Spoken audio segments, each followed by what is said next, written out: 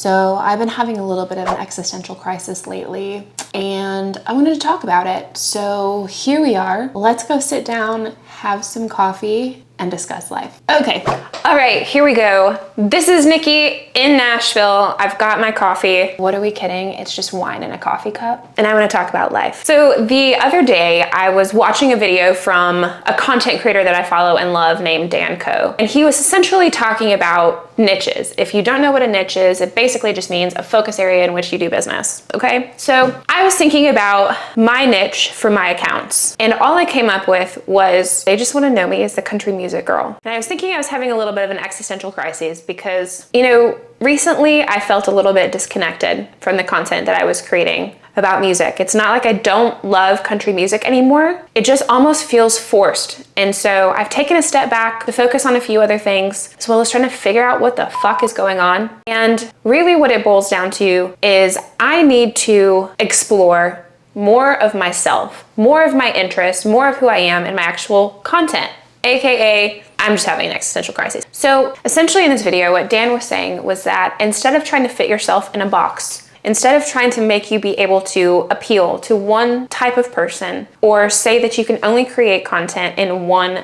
box because it fits your niche, you have to become the niche. You're a niche of one. People follow influencers and creators and personal brands, not just because of the things that they talk about, but who they are as a person. And it got me thinking a little bit. Why am I not talking more about me and my interests? And I think the reason why the country music stuff feels so disconnected recently is because I have other thoughts and I have other interests and other ideas, and I'm only creating content, forcing myself to create content on music even if I don't have an idea or an opinion around it at that particular time. And so instead of being stuck, like my little notebook, the devil's in the details, it's empty.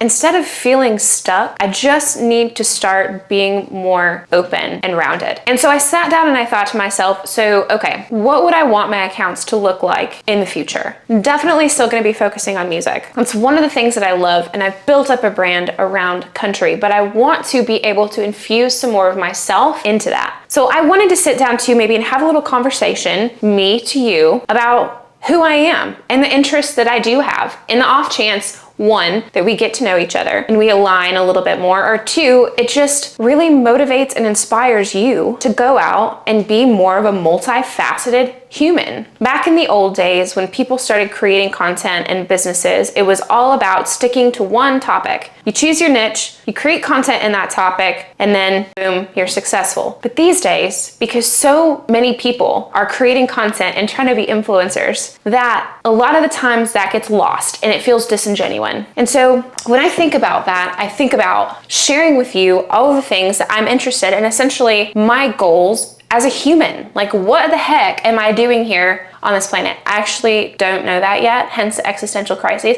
The also obvious way that I can tell that I'm in somewhat of a midlife ordeal is that I buy useless fall decorations that really just sit, and this is a candle and it smells really nice and it's spiced pumpkin.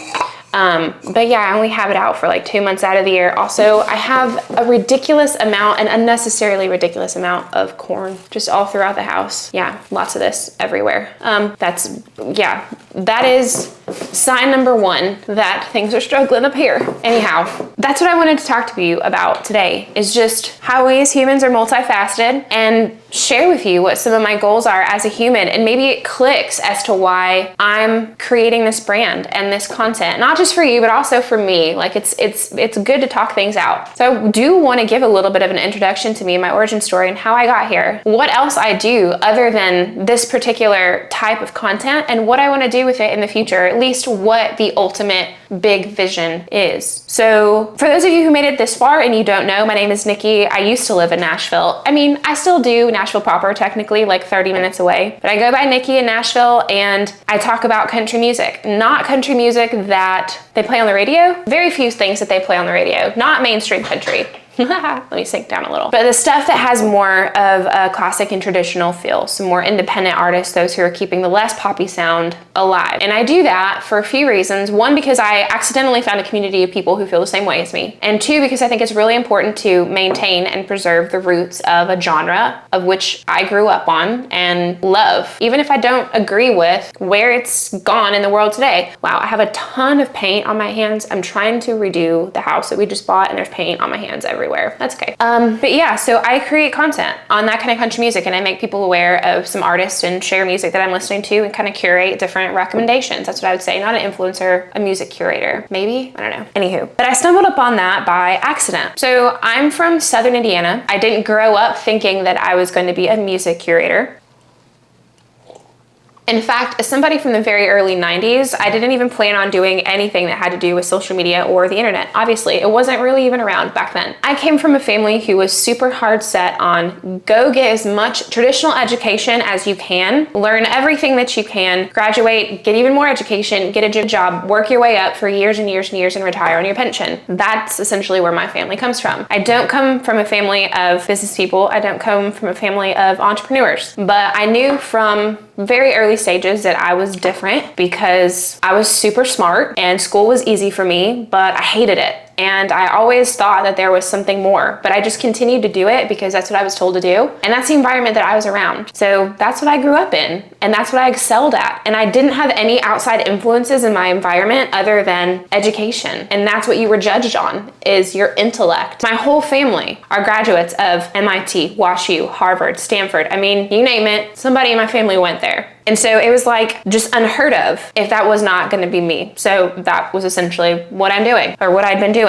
But my mom had a really adverse relationship with money. She had no entrepreneurial spirit, no business ownership mind, really was a victim of the system. She'd been a teacher when she retired for like, I don't know, 45 years and was barely scraping by the time I actually was able to realize what money and income was. It was one of those situations where her and my father were divorced from me for a very early age. They're both a lot older than a lot of people's parents at my age. They're in their late 70s right now. I'm 32. And it was definitely a struggle a lot of the times growing up. It was very much situations of, hey, this week or this month, we either pay the electric bill or the gas bill. What is it? We either pay electric or water. What is it? We don't have hot water this week. Take birdie baths. It's winter. We're not going to turn on the heat at all, ever. Saving money. Just put on more clothes, put on more blankets. In the summer, we're not turning on the AC. Open your windows, turn on the fan. That was what I grew up in. So when I went to college, I had no idea what I wanted to do. I originally thought I wanted to be a doctor, but I ended up hating school even more. Imagine that. So here I am in school and I'm hating it. And my undergrad degree is in pre-med. Honestly, I doubt you'd want me as your doctor. I don't know, I think I actually would have been an okay doctor. But I also decided that I didn't want to go through 12 more years of school. I know my mouth is starting to get red. It's the wine in the coffee cup. Drink the wine in the coffee cup and mix it all up. I'm patenting that. So yeah. I graduated undergrad with a pre-med degree and decided that I didn't want to do anything in medicine. Alas, I did what every undecided person would do and went to get an advanced business degree. But alas, that's what moved me here to Nashville, is I went to Belmont to get my MBA. It was around that time that I realized that I had an interest in music. Definitely country music. Eric Church was then and still is now my favorite artist. I was listening a lot to him. I was listening to his story and I was like, wow, this is super interesting. I think I'm gonna go study business in Nashville while I'm around this stuff. So I did. I came here, I went to Belmont for a year. I was in music business for a while. I got some internships and then just never worked in it, because if you know, with higher education, you take on a lot of debt. I had a ton of debt and entry-level music jobs just wasn't gonna cut it. So that being said, that was my entrance into corporate America. The first job that I got honestly hardly paid the bills, and that frustrated me so much because of how much I paid for this education that I was like, wow, you're not even considering this when you're looking at me for employment? What's the point?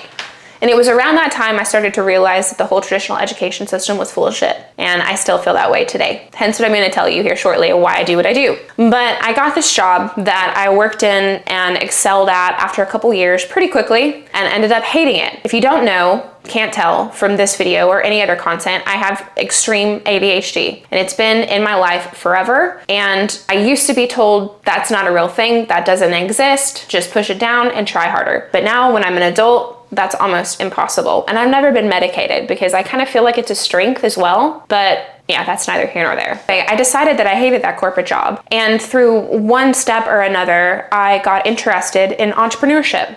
And I started learning about health and fitness as an independent coach, as somebody who lost a shit ton of weight and wanted to teach people how to do what I did.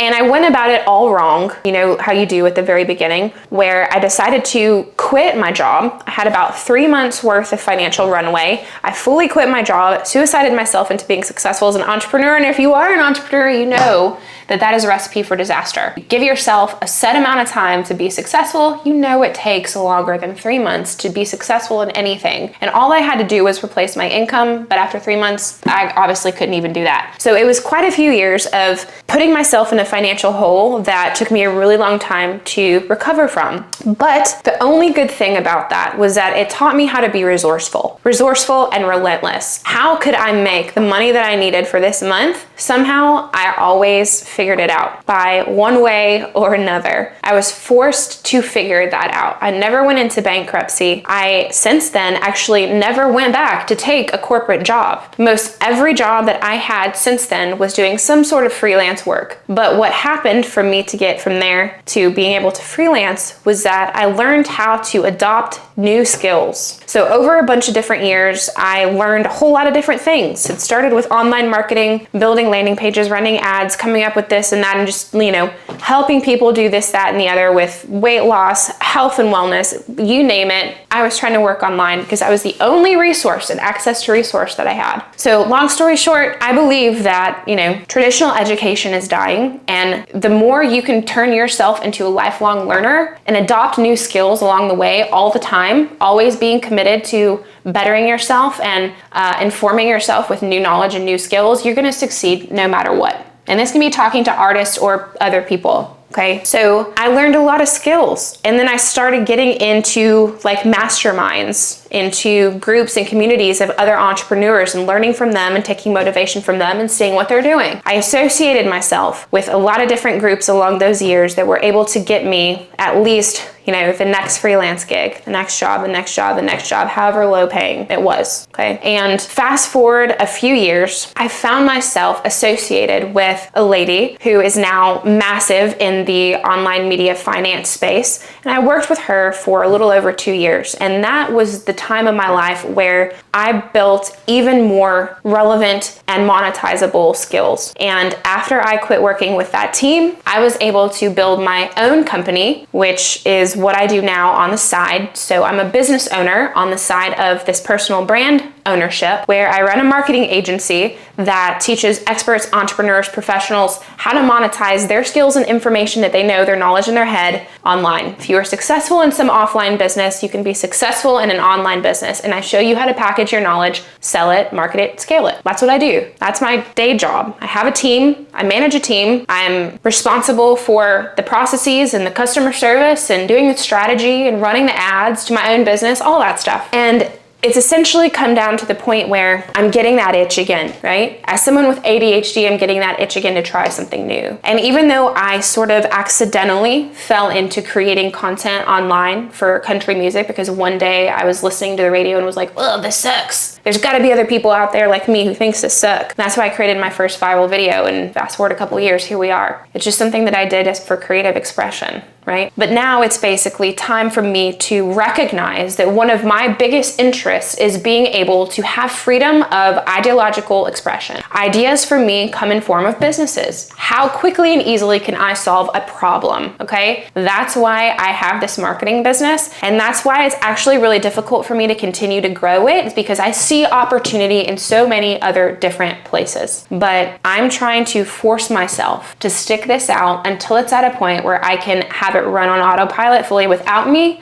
and just sustain the rest of my interest adventures, or just completely exit it and use that money to fund my next venture. That is one of my biggest interests, and that is one of the things that I want people to realize, is that I am in this personal brand to build something massive. What that is, I don't quite know yet, but I'm working on it. Something big is going to come out of this personal brand, and I really feel like it has to do with me melding more of me and my interest into the brand of music. So that's one of the places, the main place where this video came from. That's one of my biggest interests, okay? So I will have a lot to be coming with this brand. Because I know how to build and run businesses, it's gonna be something along the lines of that, but I also wanna be able to be known for my influence, for my face, for my opinions, and grow leverage and distribution from having a large audience. Hence, now needing to figure out a way to make myself more interested in the content that I'm creating so I can grow a bigger audience. There we are. Thank you for coming to my TED Talk. That is why I do what I do. That is why I have these accounts. Plus, I love this kind of music. I want to shed light on the artists that are making it. And I think eventually it's just going to be one line, one aspect of the business that I ultimately create. So there's that. A couple other interests of mine. I love travel. I love adventure. I love experiences. I love trying new things. I love health, fitness, working out. We just moved into a new house, and part of my life for the next foreseeable future is going to be completely renovating this bitch. So you probably can't see it now, but this room has god-awful wallpaper in it that I just have to get rid of. Plus, we're pretty much going to be repainting the whole house, which is why there's paints all over my hands. And I think I'm going to be documenting some of that journey, how we're updating this house, because again, that's going to be part of my life for the foreseeable future. We're probably going to be working on it all the time. And yeah, I'm also really big into horses. I grew up as an equestrian. I grew up barrel racing. I grew up traveling to do rodeo for a couple years. And thankfully, now that we live in the country, there's way more people around here that have horses. So I'm going to be working with them more, I hope. But basically, that's what I'm up to. Whether you care or not, I think it's one of those times where you follow a person because of their opinions, and it's time to get to know them as a human. You know, the internet is not one-dimensional. You can each learn about each other. And again, like I said, if this did nothing but to serve to inform you about me, or even more importantly, hopefully, inspire you to think about your origin story, why you're doing what you're doing now, what your goals are with whatever you're doing, and what other aspects of your personality, of you as a human, could you bring into whatever it is that you're doing, you know? So that's me. That's the last, 20 minutes of talking about how Nikki in Nashville came into existence, what to expect from it going forward. And I hope that you were able to find some fun in this conversation. And seriously, stick around for the next video, subscribe to this channel, see what's going on in this world of business building around country music, and my goal to have this just like ginormous empire somehow, some way, because I promise you, I will share every step of the way. I just don't know what it is yet. I can see it, I can feel it, but I just can't 100% verbalize it. But we're getting there. Thank you for watching, guys. I'll see you next week.